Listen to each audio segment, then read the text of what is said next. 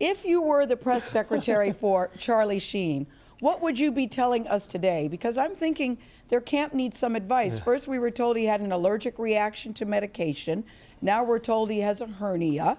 Now, I mean, it's just, it really is a hot mess. I'm wondering, you really are a pro and a really good guy. What would you be telling us today, Robert Gibbs, about your client? Gayle, if I was the press secretary to Charlie Sheen, I would resign. I know it is kind of a yikes. Yeah. I don't know what to tell you. That would be some things are just well, they're just not solvable, Gayle. Yeah. I know. Listen, we are all pulling. Listen, we're all pulling for Charlie Sheen, but in the words of the kids today, it's a hot mess. Did you ever have days, Robert Gibbs, because you're always under the gun? Everybody looks at everything you say, everything you do. Do you ever walk out of the room and say, "I wish I could take that back"? Well, look, I tend to read my transcripts at the end of every day or at night, Do you? I think there's, I think there's every day you look back and think, well, boy, I could have sharpened that answer a little bit. I could have done this a little differently.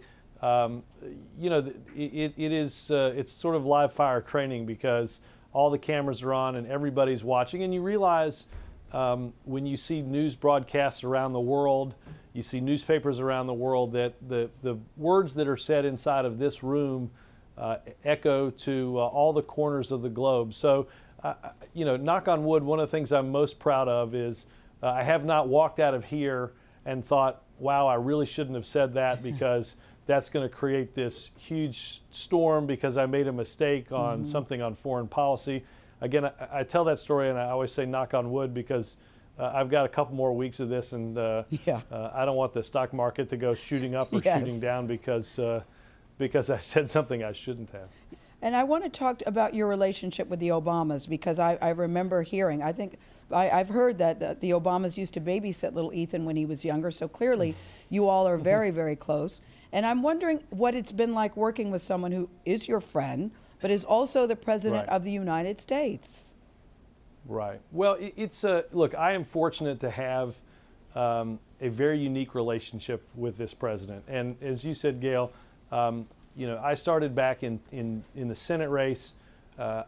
We would consider each other friends, as well as my boss, somebody I work for.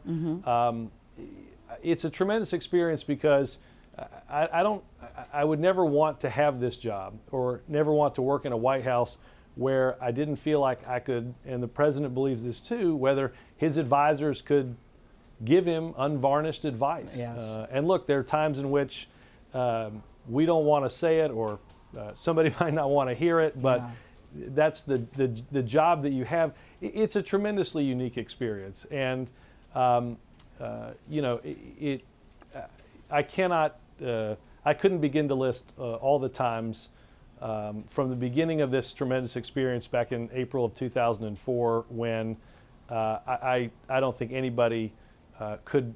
If you wrote this down and tried to sell it as a movie, everybody would say that could never happen. So it's been quite an arc. Let's start thinking about that. Who's going to play Robert Gibbs in the movie?